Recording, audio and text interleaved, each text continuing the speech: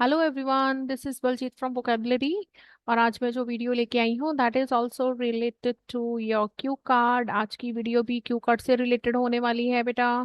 And आज हम discuss करेंगे Q card. Describe a tourist attraction that very few people visit but you think is interesting. ठीक है जी, तो आपने कोई ऐसा टूरिस्ट अट्रैक्शन आज डिस्कस करना है कि जिसे बहुत कम लोग जानते हैं। ठीक है जी, बहुत कम लोगों को इतना इसके बारे में पता है, वेल नोन नहीं है, बट आपको लगता है ये इंटरेस्टिंग है। क्लियर है जी। So let's start. देखते हैं हम सबसे पहले इस क्यू कार्ड में कौन कौन से बुलेट पॉइंट कवर करेंगे। सो फर्स्ट इज हमारा फर्स्ट जो है that is where the place is. ये प्लेस कहाँ है, व्हाई यू वेंट देयर, आप क्यों गए, what you saw and did there, आपने क्या किया वहां और क्या देखा, and why you think it is interesting. तो आपको बताना है ये इंटरेस्टिंग क्यों लगा, आपको आपको क्या ऐसा खास लगा जो इंटरेस्टिंग हो। ठीक है जी। सो एज यूजुअल हम सबसे पहले थोड़े से वोकेबलरी वर्ड्स देखते हैं। ठीक है जी। First word is charm. Charm का मतलब क्या होता है? The quality of being pleasant. ठीक है जी, बहुत ही प्यारा, अट्रैक्टिव या फिर डिलाइटफुल। ठीक है जी, कोई चीज जो बहुत ही प्यारी हो उसको हम क्या बोल देते हैं? चार्मिंग, चार्म बोल देते हैं। प्लेजेंट, अट्रैक्टिव या डिलाइटफुल। ठीक है जी। Second word is arrived. Arrived का मतलब होता है पहुंचना, तो रीच्ड अ डेस्टिनेशन मतलब कहीं पर पहुंचना। Third word is captivated. Captivated का मतलब होता है attracted and hold attention of someone's completely. जैसे कैसे लगता है ना कि हमको कैप्टिवेट कर लिया। कैप्टिवेट मतलब किसी की अटेंशन को बांध के रखना, किसी की अटेंशन लेना। ठीक है जी। कैप्टिवेटेड मतलब किसी को जैसे बोलते हैं ना बांध लेना, मतलब कि उसकी अटेंशन जो है वो ड्रॉन कर लेना। Next word is serene. Serene मतलब होता है काम, पीसफुल या अनट्रबल्ड। ठीक है जी, बहुत ही शांत सा जो एरिया होता है उसको हम सीरीन बोल देते हैं। Next word is vegetation. Vegetation किसको बोलते हैं? प्लांट्स को बोलते हैं, specially found in a particular area और एनवायरनमेंट। तो एक खास किस्म के जो वेजिटेशन जो होती है वो क्या होता है? किसी खास किस्म के प्लेस पे, मतलब मान लो कहीं पे माउंटेन एरिया पे आप जा रहे हो तो वहां पे जितने भी पेड़ पौधे हैं that is called vegetation of that place. ठीक है जी। कहीं आप प्लेन एरिया में जा रहे हो तो वहां की जो पेड़ पौधे हैं उनको बोलेंगे वहां की वेजिटेशन। तो नेक्स्ट है सरियल। सरियल का मतलब होता है स्ट्रेंज। ठीक है जी। सरियल मतलब स्ट्रेंज। स्ट्रेंज मतलब बिल्कुल डिफरेंट सा, जो बिल्कुल ही अलग सा हो। ठीक है जी, जो आपको अभी तक पता ना हो। तो क्या यहाँ पे हमने बताया इसके लिए ड्रीम लाइक ऐसे लगता है, जो बिल्कुल सपने जैसा हो। एंड ऑफन समवॉट अनसेटलिंग, मतलब जैसा पहले ना हुआ, अनसेटल सा, बिल्कुल डिफरेंट, जैसे कह सकते हैं सपने जैसा। ठीक है जी।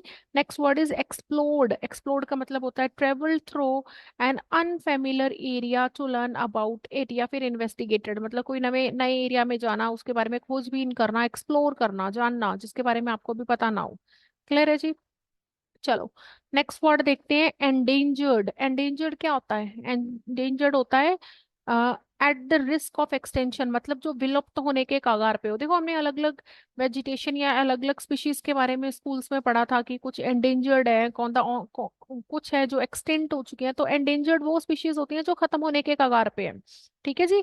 Having a population population that is declining and danger of disappearing, जो खत्म होने वाले हैं, जो एक्सटिंक्ट होते हैं वो विलुप्त हो चुके हैं, खत्म हो चुके हैं ऑलरेडी, जैसे डायनासोरस। ठीक है जी। तो एंडेंजर जो खत्म होने के कगार पे हो। नेक्स्ट है जी ग्रेसफुल। ग्रेसफुल का मतलब क्या होता है? ग्रेसफुल का मतलब होता है हैविंग अ, ग्रेसफुल का मतलब होता है हैविंग और शोइंग एलिगेंस। ठीक है जी। एलिगेंस, बहुत ही एलिगेंट जो चीजें होती हैं उनको बोलते हैं ब्यूटी या स्मूथ मूवमेंट। नेक्स्ट है ट्रैंक्विलिटी। इसका मतलब क्या होता है? स्टेट ऑफ बीइंग काम एंड पीसफुल, मतलब बहुत ही शांत, जिसे हम बोलते हैं, हम बार बार ये वर्ड यूज कर रहे हैं, पिछले क्यू कार्ड्स में भी आया था। ठीक है जी। Next word is fascinating. ये भी हम पहले यूज कर चुके हैं, एक्सट्रीमली इंटरेस्टिंग या कैप्टिवेटिंग, तो बहुत ही ज्यादा इंटरेस्टिंग हो, जो आपकी अटेंशन कैप्चर कर रहा हो, कैप्टिवेटिंग। ग्लिम्स। ग्लिम्स क्या होता है? व्यू होता है, अ ब्रीफ और पार्शियल व्यू और लुकिंग एट समथिंग, मतलब ग्लिम्स झांकी जिसको बोलते हैं हम, है ना, झलक। ठीक है। इंटरव्यूइंग। इंटरव्यूइंग होता है रोजिंग वंस क्यूरियोसिटी और इंटरेस्ट और फैसिनेटिंग। इंटरव्यूइंग होता है बहुत ही, जैसे कहते हैं बहुत ही इंटरेस्टिंग चीज हो कोई, इंटरव्यूइंग हो बहुत ज्यादा। ठीक है जी, जो आपकी अटेंशन या फिर आपका इंटरेस्ट गेन कर रहा हो उसको बोलते हैं इंटरव्यूइंग। नेक्स्ट वर्ड है जो वर्थ। वर्थ का मतलब क्या होता है? कीमत। ठीक है जी। तो क्या लिखा है जी? वैल्यू जिसे कहते हैं, equivalent in value to something specified, मतलब किसी की वैल्यू है, डिजर्विंग ऑफ समथिंग। ठीक है जी। वर्थ है मतलब इसकी कोई वर्थ है, इसकी कोई वैल्यू है, जैसे हम बोलते हैं। Move, let's move to idioms, तो first idiom is off the beaten path, ये हम पहले भी कर चुके हैं जी। ऑफ द बीटन पाथ होता है ऐसा एरिया या ऐसा प्लेस जिसके बारे में बहुत बहुत ज्यादा लोगों को नहीं पता अभी, ठीक है जी। तो क्या है, a place that is not well known और फ्रीक्वेंटली विजिटेड, जहां पर लोग अभी ज्यादा विजिट नहीं करते हैं, away from popular tourist destinations, ठीक है जी। जो पॉपुलर टूरिस्ट डेस्टिनेशंस हैं उनसे दूर हो। जैसे मान लो अब आजकल लोग गोवा, मनाली, ठीक है जी, इंडिया में यहाँ जा रहे हैं ज्यादातर। तो आजकल और भी ज्यादा ट्रेंड में आ गया है केरला, ठीक है जी। तो आज हम जो डेस्टिनेशन की बात कर रहे हैं वो वेल नोन नहीं है, ऑफ द बीटन है, उसके बारे में ज्यादा लोगों को नहीं पता, ठीक है जी। तो जो मेन स्ट्रीम वाले टूरिस्ट अट्रैक्शन है उनसे हटके जो है उनको बोलते हैं ऑफ द बीटन पाथ, ठीक है जी। नेक्स्ट है adds to its charm. Adds to its charms का मतलब, चार्म का मतलब होता है खूबसूरती को और बढ़ाना, ठीक है जी। जैसे बोलते हैं ना सोने पे सुहागा, तो वो वाली बात। एनहांसेस और इंक्रीज द अट्रैक्टिवनेस और अपीलिंग ऑफ समथिंग, मतलब किसी की खूबसूरती में जैसे कहते हैं चार चांद लगाना और बढ़ा देना, ठीक है जी। नेक्स्ट वर्ड है कैप्टिवेटेड बाय। कैप्टिवेटेड बाय मतलब वेरी इंटरेस्टेड और अट्रैक्टेड टू समथिंग, मतलब किसी की तरफ आकर्षित, जैसे मतलब उसकी अटेंशन गेन करना, या कैप्टिवेटेड बाय किसी की तरफ अटेंशन देना। Completely taken by some, by its charm और ब्यूटी, जैसे हम बोलते हैं ना बहुत ही खो जाना किसी में, तो वो वाली चीज कैप्टिवेटेड बाय हो गए हम, है ना। A sight to behold, a sight to behold मतलब समथिंग और someone that is very impressive और ब्यूटीफुल टू लुक एट, मतलब जैसे बोलते हैं ना कि देखने लायक। साइट टू बिहोल्ड मतलब ये देखने वाली जगह है जो बहुत ही ब्यूटीफुल और मस्ट वॉचिंग जिसे बोलते हैं, वो वाली चीजें। नेक्स्ट है हिडन जेम। हिडन जेम क्या होता है? हिडन जेम का मतलब होता है प्लेस और थिंग दैट इज एक्सीलेंट और beautiful but not well known in general, to a general public. मतलब हिडन जेम मतलब ऐसे बोलते हैं ना कि छुपा हुआ खजाना, तो मतलब ये है कि लोगों को पता ही नहीं है उसके बारे में, ठीक है जी। नेक्स्ट है a breath, a breath of fresh air. Breath of fresh air का मतलब होता है समथिंग रिफ्रेशिंग और new that is pleasantly different from what one is use to, मतलब बिल्कुल नया, जैसे बोलते हैं बहुत ही रिफ्रेशिंग सा, बहुत ही बढ़िया जो चीज होती है उनके लिए हम ये यूज कर लेते हैं, ठीक है जी। नेक्स्ट है, तो चलो सैंपल देख लेते हैं इसका हम, sample answer.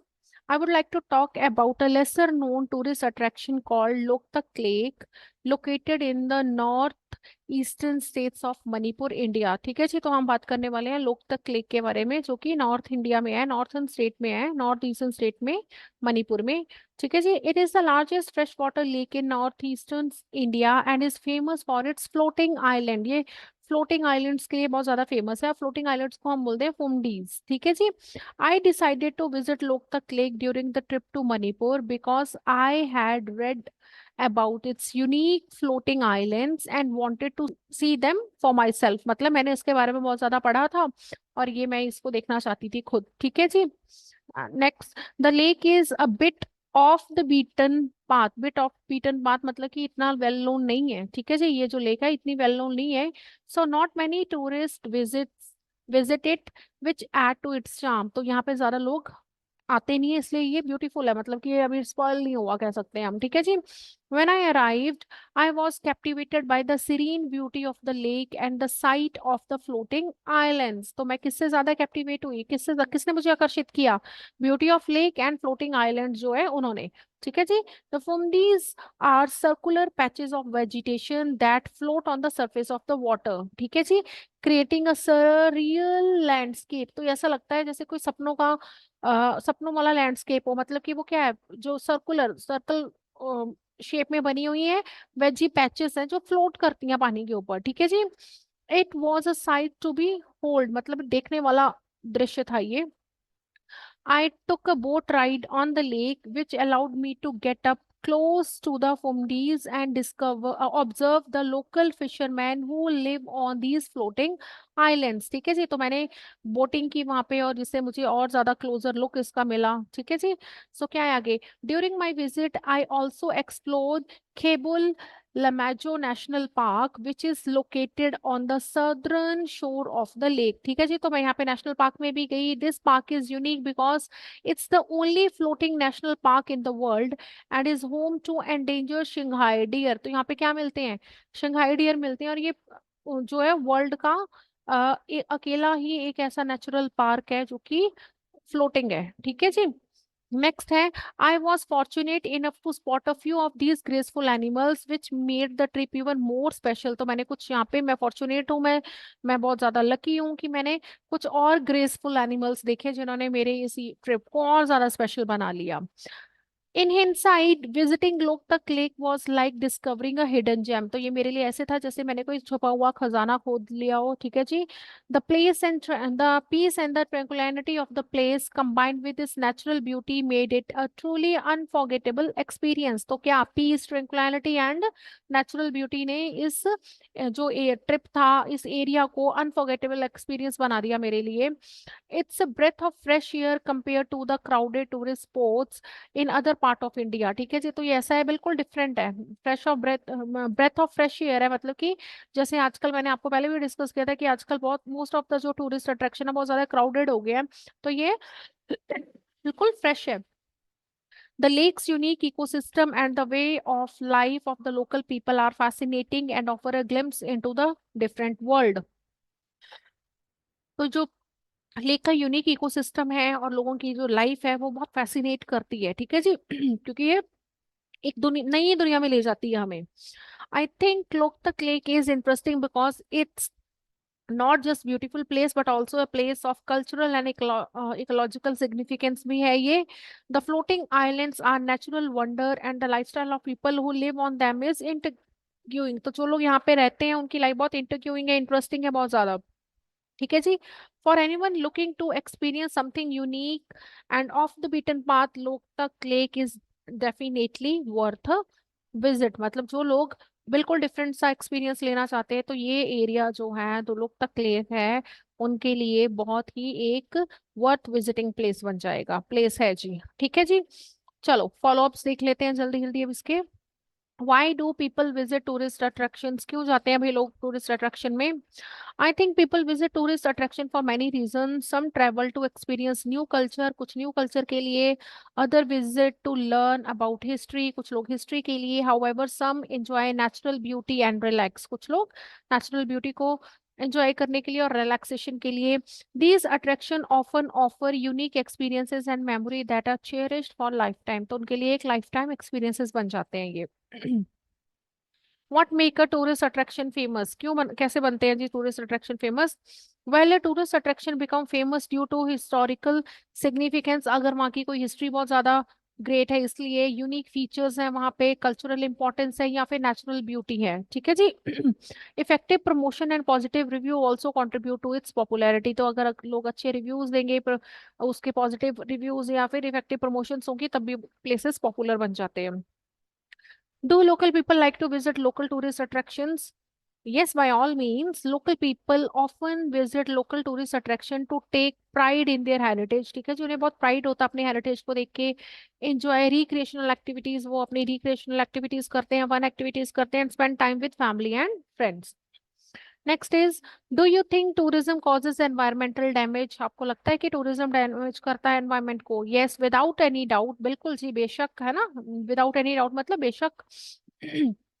Tourism causes environmental damage through pollution, over use of resources, है ना। जब हम कहीं घूमने जाते हैं तो उस एरिया में देखना आप कितने ज्यादा रिसोर्सेज को ओवर यूज किया होता है, चाहे whether it is man human resource और कोई भी नेचुरल रिसोर्सेज हो, ठीक है जी। And disturbance to wildlife को भी हम डिस्टर्ब करते हैं। The influx of visitor can put a strain on local ecosystem, ठीक है जी। तो लोकल जो इकोसिस्टम होता है उसके ऊपर जो हमारी टूरिस्ट होते हैं उनका बहुत ज्यादा इन्फ्लुएंस होता है, स्ट्रेन होता है, ठीक है जी। How can people prevent environmental damage cause by tourism? क्या कर सकते हैं जी लोग? People can prevent environmental damage by different ways like following sustainable tourism practices कर सकते हैं वो, ठीक है जी।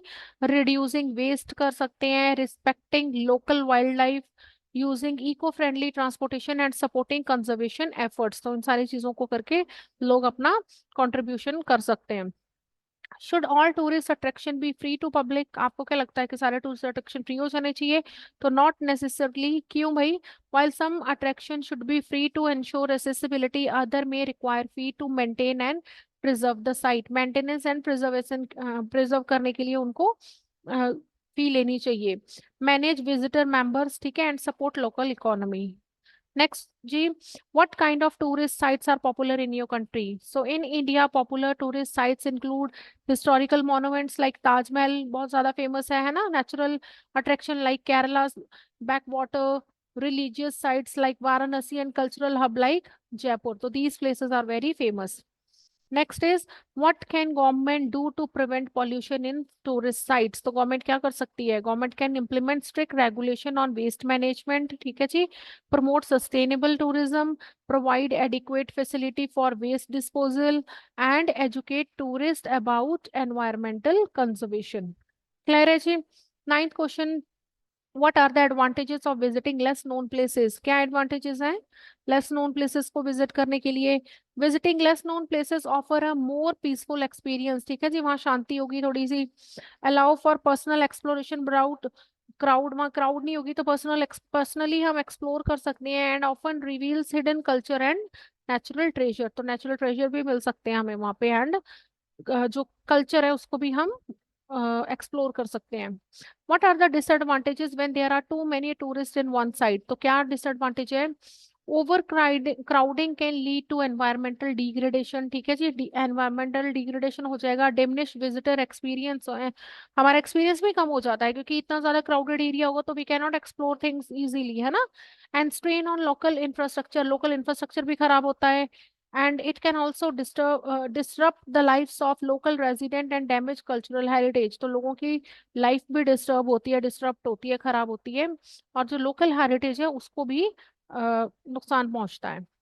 ठीक है जी। आई होप आज का वीडियो आपको पसंद आया होगा और ये क्यू कार्ड आपके लिए यूजफुल होगा।